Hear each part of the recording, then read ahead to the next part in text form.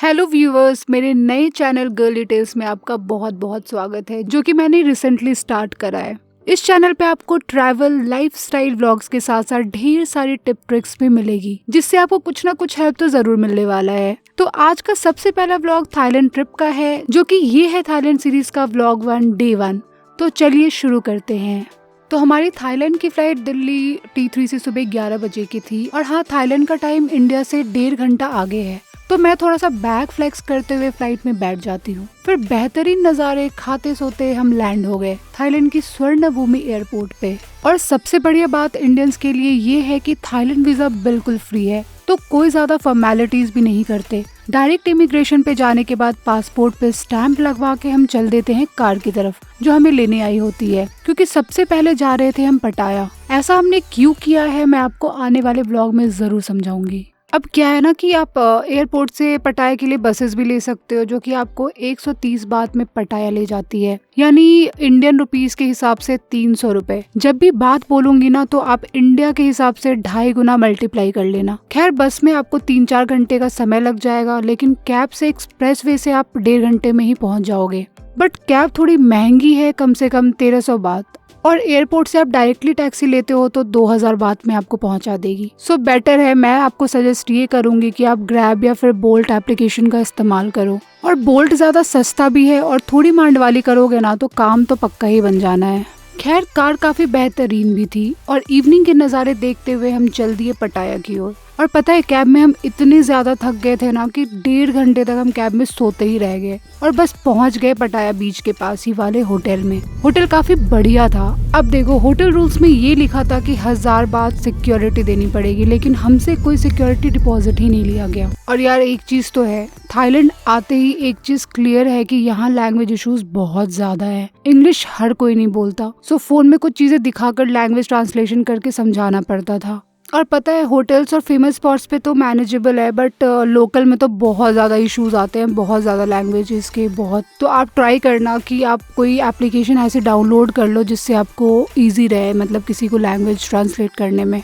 और अब हम सारी दिक्कतों के बाद थोड़ा फ्रेश होके हम निकल जाते हैं रात में पास के ही स्टोर्स वगैरह को देखने।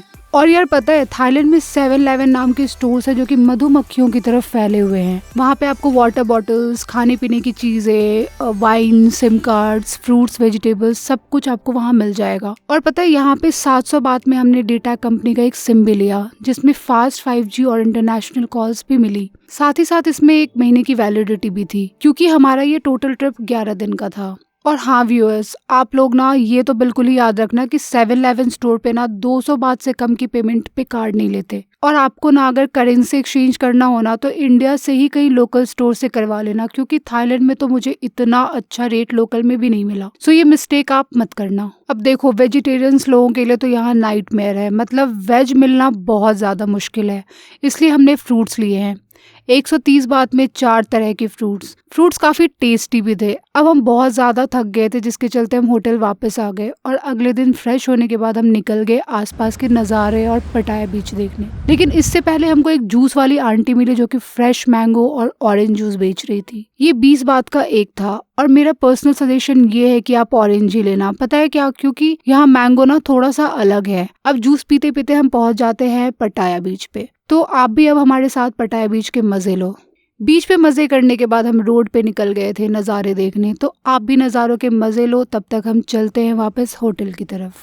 अब देखो, रास्ते में जाते वक्त हमको मिल गए स्कूटी वाले भैया, जो कि 200-300 बात में रेंट पे दे रहे थे स्कूटी, लेकिन हमने स्कूटी नहीं ली। मतलब किसी को कीड़े मकोड़े भी खाने हैं तो वो भी खा सकते हो। दुनिया भर का सी फूड भी मिलता है यहाँ पे। बाकी आप लोग बताओ, आपने कभी ट्राई किया है या नहीं। और ये देखो, मेरे हस्बैंड को लड़कियों की तरफ कैसे डोरे डालते हुए आगे चल रहे हैं, ताकि ये ठीक से लड़कियों को देख पाए। और यहाँ पे ना बहुत सारे करेंसी एक्सचेंज, वीड और मसाज सेंटर्स भी है। अच्छे वाले भी होते हैं और बुरे वाले भी होते हैं, आपकी मर्जी है, आप कहीं भी करवा सकते हो। ये पटाया बीच की इवनिंग लोकल मार्केट है, काफी कुछ यहाँ मिलता है। जिसके बाद हमने 7-Eleven से कुछ इंटरेस्टिंग स्नैक्स लिए थे, जो कि ठीक ठाक ही लगे थे। और फिर हम थोड़ा रेस्ट करके हम फिर से पटाया बीच का नाइट व्यू लेने निकल गए थे। ये बीच ना काफ़ी फैला हुआ है, तो आप कहीं भी जा सकते हो इस पे वॉक करने, फिटनेस के लिए, रन करो और इसके बाद हम वापस होटल चले जाते हैं क्योंकि आराम करना भी बहुत ज़रूरी है। हम कल आए और फिर बहुत ज़्यादा टायर्ड भी हो गए थे, बहुत ज़्यादा। खैर अब तो हम आराम करने चले